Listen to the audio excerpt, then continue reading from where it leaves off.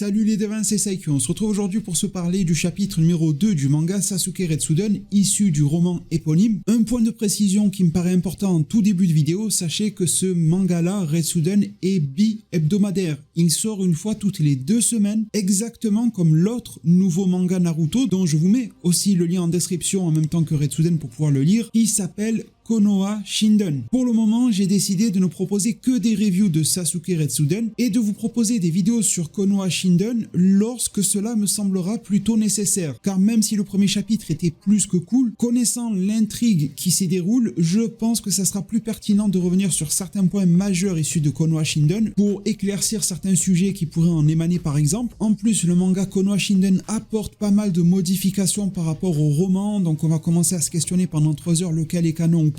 J'ai pris alors la décision de venir en vidéo sur Konoha Shinden lorsqu'il y aura des éléments avec lesquels le manga est en total accord avec le roman et des éléments importants pour le lore de Naruto que je développerai en vidéo. Du côté de Retsuden, on est quand même très fidèle à ce qui se fait dans le roman.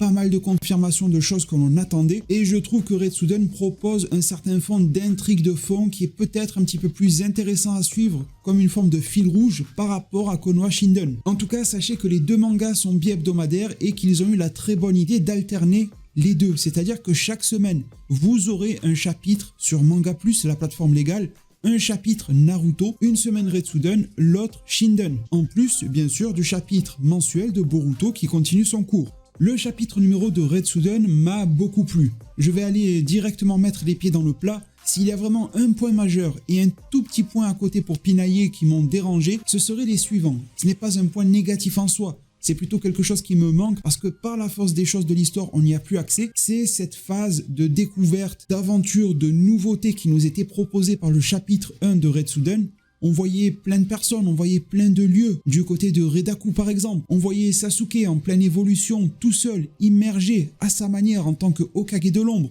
totalement séparé de Naruto et autres. C'est quelque chose que l'on voit que très rarement au final dans l'œuvre, même s'il le fait très souvent. Et bon, là le scénario fait que Sasuke se retrouve plongé dans ce sinistre observatoire qui est pour moi plus une prison qu'autre chose. Et donc forcément, les intrigues se retrouvent confinées à l'intérieur d'un certain périmètre en matière de décor. Et donc on n'a plus vraiment de variété, plus vraiment d'expansion de notre découverte au sens géographique des terres qui peuvent se trouver dans l'œuvre Naruto. C'est quelque chose que l'on devrait retrouver par la suite bien sûr de l'histoire, on va pas rester tout le temps cloîtré dans une prison, mais force est de constater que entre le chapitre 1 et le 2, je me suis senti, mais c'est aussi volontaire pour nous faire ressentir ce que ressentent ces prisonniers, beaucoup plus étouffé. Secondo, et c'est un point vraiment pour pinailler, je trouve que au niveau du découpage, ce chapitre 2 souffre d'un phénomène dont le manga Dragon Ball Super souffre et on en parle assez souvent, de ce que l'on appelle du surdécoupage, un petit peu trop de cases, certaines qui sont pertinentes comme notamment en fin de chapitre, d'autres qui le sont beaucoup moins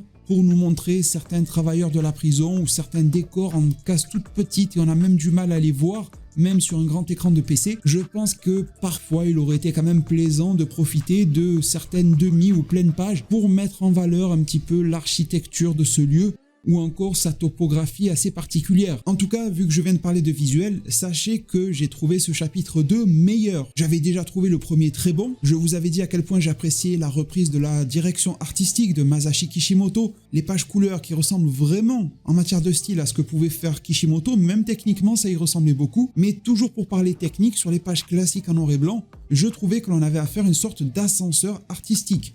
Beaucoup de haut, très haut et beaucoup de bas, très bas. Les deux s'entremêlaient dans le premier chapitre et j'ai trouvé que c'est d'ores et déjà, bonne nouvelle, un défaut corrigé en chapitre 2.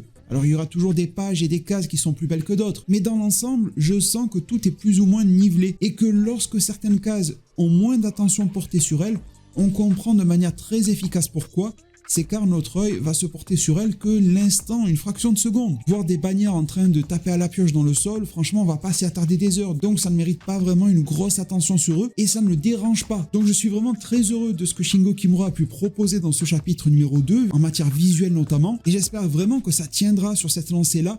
Et pourquoi pas s'améliorera dans les chapitres suivants. En tout cas, c'est pour moi un très bon point ici. Au niveau de l'histoire, ce chapitre nous raconte le jour où Sasuke n'a ni plus ni moins que monté en l'air un vélociraptor en pleine nuit. Le fameux Meno qui est en train de dévorer des prisonniers à la pelle, son appétit a l'air tout simplement insatiable. Je vous avais déjà expliqué dans la review du premier chapitre pourquoi des dinosaures existent dans le lore de Naruto.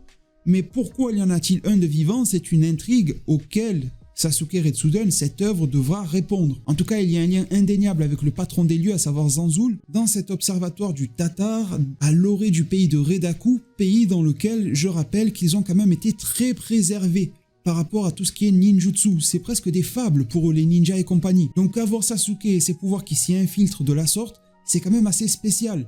Dites-vous que même malgré les guerres et la toute récente ninja, les Otsutsuki, tout ça, eux, ils sont vraiment en autarcie par rapport à tout cela. Ils sont vraiment dans leur bulle. Malgré tout, le courant passe très très bien entre le personnage de Gigi et Sasuke, qui va lui dire qu'un personnage féminin se trouve à l'infirmerie en tant que médecin. Il est d'ailleurs très content de pouvoir y aller pour ne plus avoir à livrer ce travail tel un forcené. Il nous dit qu'il aimerait se rapprocher de cette femme docteur. On en voit une représentation visuelle. Je ne vous spoilerai pas de qui il s'agit, mais je pense que bon, le dessinateur Shingo Kimura s'en est déjà chargé pour vous. Vous voyez quand même à qui et à quoi ressemble cette silhouette. Il ne lui a pas dessiné les yeux, mais bon, est-ce que ça vous empêche de deviner de qui il s'agit? Je ne pense pas. Il y aura toute une discussion autour de la bague de mariage ou de fiançailles, comme vous le souhaitez, qui dans le monde ninja n'est pas du tout une coutume, mais à Redaku, ça ressemble beaucoup plus à nos sociétés actuelles et réelles, en dehors de l'œuvre Naruto. Les mariés là-bas ont tendance à porter une sorte d'alliance, chose que du côté de Sasuke, on n'a jamais vue. Il apprend son existence, et bon, inutile pour moi de vous dévoiler la suite de l'intrigue, mais sachez que cela n'est absolument pas tombé dans l'oreille d'un sourd. Ce qui fait d'ailleurs écho avec quelque chose aperçu dans le tout premier chapitre, lorsque la mère de Lilia, si ma mémoire ne me fait pas défaut sur les noms, venait de retrouver une bague de mariage qu'elle avait perdue, qui avait déjà tapé dans l'œil de Sasuke. C'est un point intéressant à garder en tête pour la suite, c'est une sorte de construction qui a eu lieu ici, mais qui nous ramène directement à la réalité, la dure réalité des choses, qui tente à s'adoucir malgré tout pour Sasuke et ses compagnons, avec ce garde qui me fait beaucoup penser, aussi bien physiquement que par ses vêtements, à un samouraï dans l'œuvre Naruto, sauf que celui-ci ne fait pas fière figure face à Sasuke.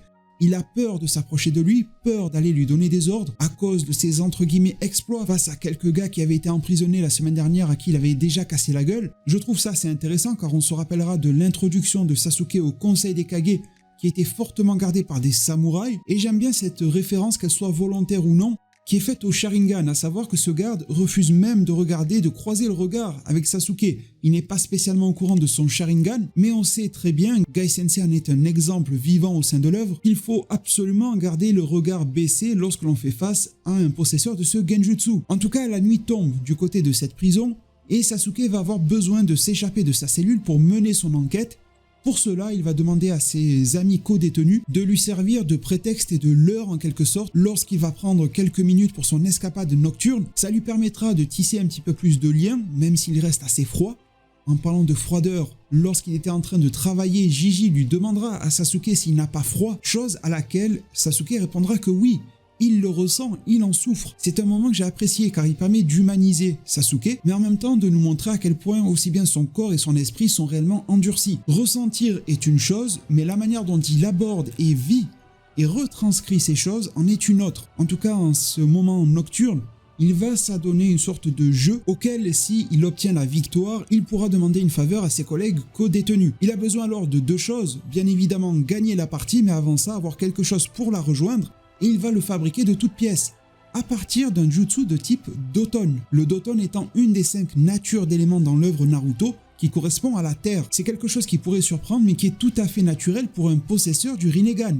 Nous sommes, et je l'avais déjà expliqué en première review, dans une période à laquelle Sasuke possède encore son Rinnegan, et le Rinnegan, par définition, attribue à son possesseur les 5 natures d'éléments. Alors même si, pour une certaine volonté scénaristique, Sasuke ne nous a jamais habitués à l'utiliser, il possède cette nature d'éléments ainsi que les 4 autres. Et vous allez voir que ça ne s'arrête pas là. Sasuke va également utiliser du futon, mais ça on savait déjà qu'il en était capable. Il va s'en servir pour manipuler les dés et s'assurer totalement la victoire. Il y aura des petits effets sympas d'ailleurs sur les dés pour nous montrer à quel point ils peuvent être manipulés. Ça n'a rien à voir, je sais, mais ça m'a rappelé un petit peu les tours de passe-passe de Goku et Majin Buu lors du tournoi des arts martiaux, pour s'arranger à tomber face à tel ou tel adversaire. De manière beaucoup plus ancienne, ça nous rappellera également Chaos qui le faisait dans les tout débuts de l'œuvre. En tout cas, par ce moyen-là, Sasuke va s'attribuer la victoire, le triple 1 sur les dés. Il peut partir en escapade nocturne, et on le prévient du fait que normalement il faut porter un brassard. Ce brassard est une sorte d'immunité. Lorsqu'un membre de la prison le porte, il peut se balader librement dans cette prison dont je rappelle que les portes sont toujours ouvertes car y siège le dinosaure, le a priori Vélociraptor, se dénommant Meno, et pour qu'il laisse tranquille quelqu'un se promenant à l'intérieur de la prison, il faut qu'il remarque qu'il porte cette espèce de bandana ou de bracelet. Alors Sasuke s'en tape complètement de ça, déjà il lui manque un bras, il va pas s'emmerder à mettre un brassard sur l'autre, et surtout il veut avoir des réponses sur Meno, sur Zanzul. Il se demande si Meno n'est pas une créature invoquée, ce qui est une très bonne réflexion, mais en même temps, maintenir une invocation jour et nuit devrait totalement affaiblir son utilisateur qui serait obligé de la couper, car ça consomme beaucoup de chakras, et en effet, Meno, en pleine nuit, est toujours là. L'invocation n'est pas annulée, alors en est-ce réellement une? Sasuke va aller droit au but, il active son Sharingan qui, je le rappelle, fonctionne sur l'intégralité des bidus, y compris Kurama, mais là, sur un dinosaure, ça ne marche pas. Pourtant, comme toutes les autres créatures, il devrait répondre à l'appel de ce Genjutsu. Un combat se lance, Sasuke est obligé d'utiliser son Sharingan pour lire et esquiver les mouvements de son adversaire. Il tente de lacérer le Uchiwa, mais au final, c'est le mur qui va être totalement griffé, donc il commence à laisser des marques de leur affrontement et ça n'arrange pas du tout les plans de Sasuke. Ce même Sasuke qui est d'habitude habitué à l'infiltration, à faire les choses en douce, à ne pas se faire remarquer, c'est raté pour ce soir-là.